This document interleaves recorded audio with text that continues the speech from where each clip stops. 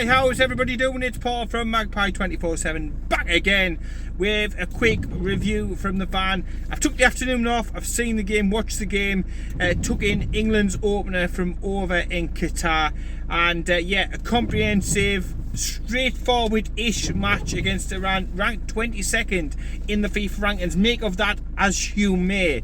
But yeah, comprehensive game, 6-2, the 2 goals utterly flattered them. The second one in particular, oh my, VAR strikes yet a fucking again. And you talk about consistency. England don't get one in the first half when, you know, you're seeing WWE stuff going on in the box, and then second half, again, we're talking about consistency. They get the penalty. Is it a bit of sympathy from the Brazilian referee? I don't know. I would like to think not.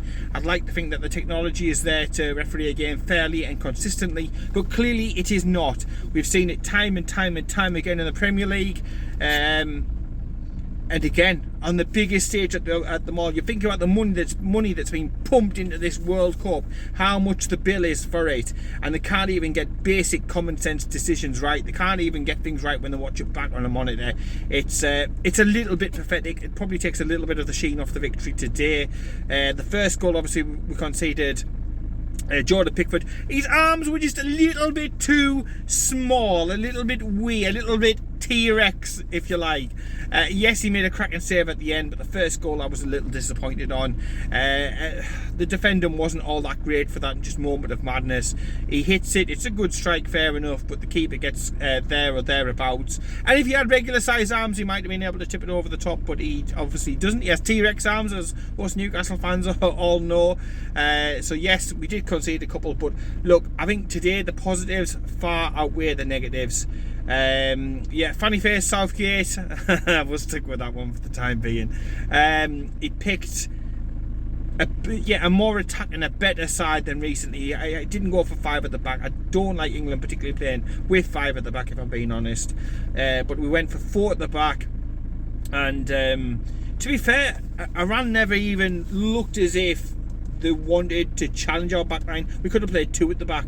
It was that much of a walk in the park, and that's why it's a little bit annoying that we conceded the goals, because I just felt that we had nothing to do pretty much defensively. Their game plan was to sit deep. They played in a practice match against I think it was Tunisia, where they basically went for the exact same sort of thing: sit back, soak it up, and trying to hit the team on the break. That is what they did. They kicked lumps out. They were quite happy to kick lumps. They were quite happy to fall to the ground. They were quite happy to time waste from the keeper from even the first minutes of the game. But ultimately that plan backfired. Newcastle England got the breakthrough, and as soon as we got the first goal, you were pretty much confident that it was game, set and match, and that's what it turned out to be. You know, there was good performances all over the place. In particular, the midfield, I thought, looked and worked well together. Up front, looked and worked well together. Kane will be obviously scratching his head and thinking, England have scored 6 and I haven't scored 1, what's going on? But he put a good shift in, and again he also got a whack, so I think as a precaution he was taken off in the second half. Callum Wilson coming on, his first involvement since October 2019 for the Newcastle United number 9. He came on as a sub. He set up the final goal of the game for Grealish, of all players, of everybody to pick out. To be fair, it was a great run. It looked as if he could have took the goal on, and the way the Iran keeper was flapping about, he probably would have scored. But, you know, unselfish, good teamwork. You know, he squared the ball, and Grealish had the most simplest of a tap in. Looking at the other Newcastle you know, folk in the squad, clearly Pope was on the bench with Pickford in on goal. And I mean, fingers crossed he gets some sort of action during the World Cup, Nick Pope. Really hope he does. Trippier, again, I didn't think put a foot wrong. Played well, got up and down the line. For large parts of the game, he was like a midfielder. He was that far forward. all the time. Much was the dominance of England during the game. Trippier was well advanced, but his leadership, his passing, his ability to get up and down, the engine that he's got was there and evident. Like we've seen at St James's Park week in and week out, it was evident there for England. The game, the atmosphere wasn't exactly fantastic, though. I think there was some trouble with ticketing, getting into the ground and stuff as well. The FIFA app wasn't working, so some gremlins at the beginning of a tournament. But I think everybody did get in, but I think they missed a bit of the beginning of the game, but they didn't miss much because it was bitty at first. But England were definitely well deserved winners today, and will top the group. America, that's the USA even, I should say, against Wales will be the other game in the group today.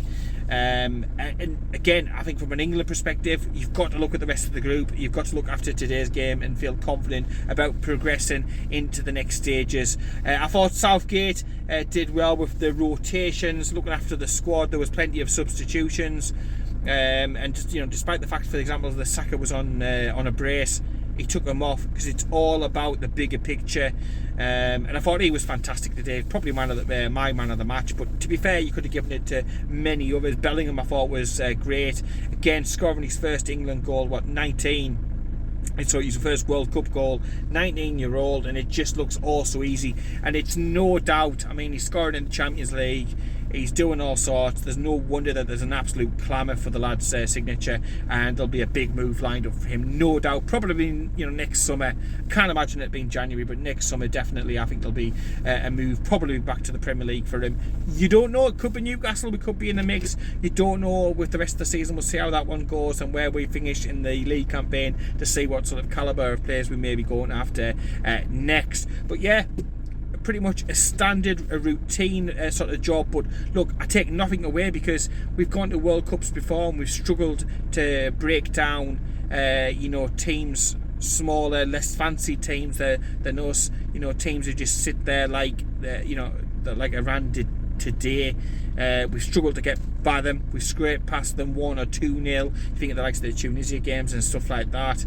But today there was just no doubt. There was a definite advantage in class and swagger and everything else. We were better than them in clearly every single department. They had no answer for it, and if it hadn't have been for a good strike, and a very generous, we'll underline very, and generous for that matter. We'll put them in nice fancy italics and stuff like that. If it wasn't for that, they wouldn't have got on the score sheet. They deserved nothing out of the game. They got nothing. I will just say though, early in the game, it probably didn't help their cause. Their keeper went off.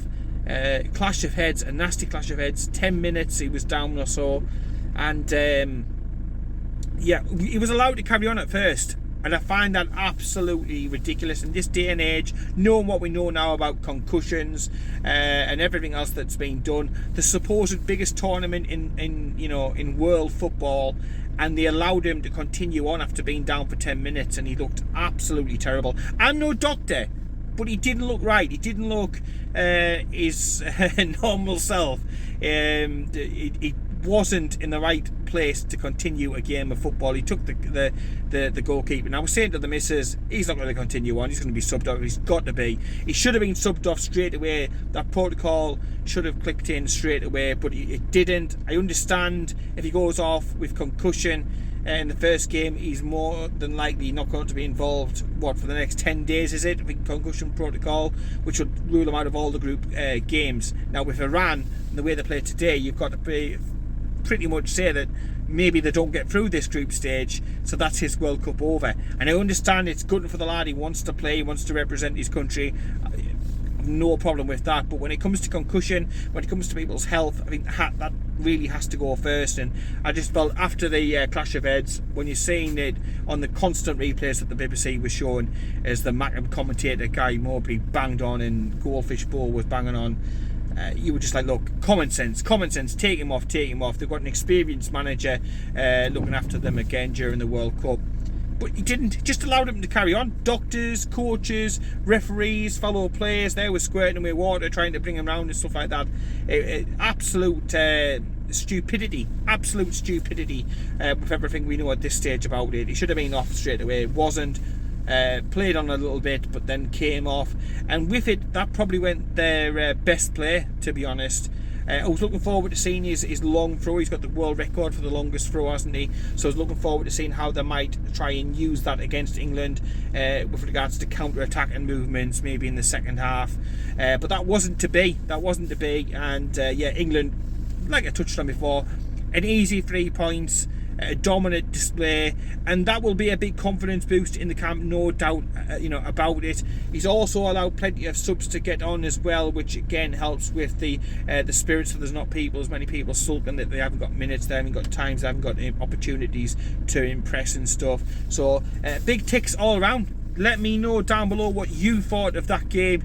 I need to get back to some graft. I need to get finished for the day because it's pretty bucketing down here.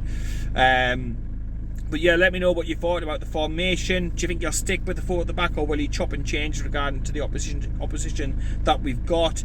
Maguire and Stones, let me know what you thought about them two as a combination. And then obviously Dyer, who came on as Maguire's replacement. Let me know what you thought of the defence, the attacking. We are as impressed as I was with the midfield and attack.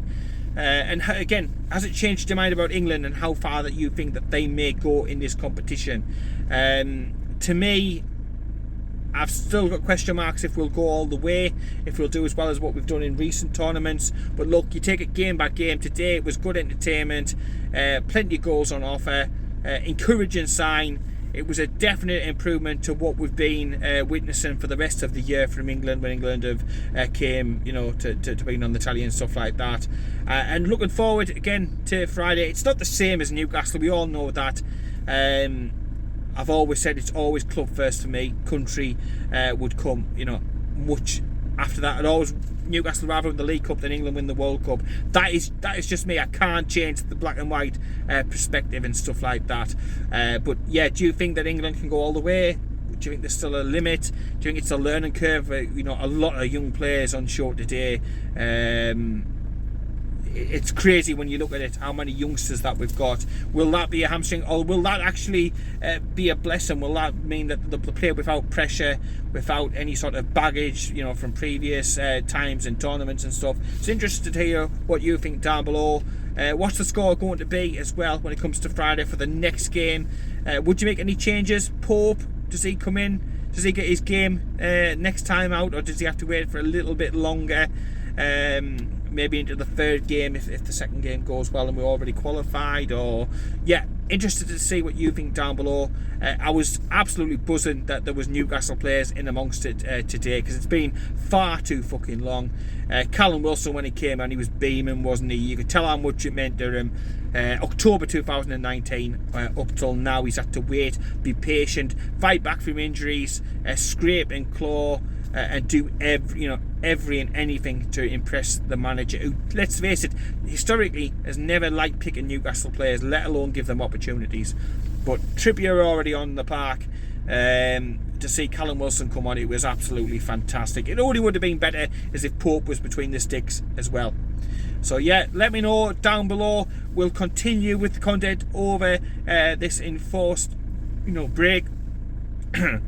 And yeah, the content, it still continues to come across the rest of our socials. I'm bloody choking here. Doing a little bit of shouting this afternoon. Not much, but a little bit. Yeah, so all the socials still updated with all the latest Newcastle and England World Cup news and stuff as well. So continue to check them out. Continue to support Magpie 24/7. It does mean a heck of a lot. I want to get back to graph so I can get finished before it gets too ridiculously late on an evening. But in the meantime, take care, keep it tuned, and I'll speak to you later.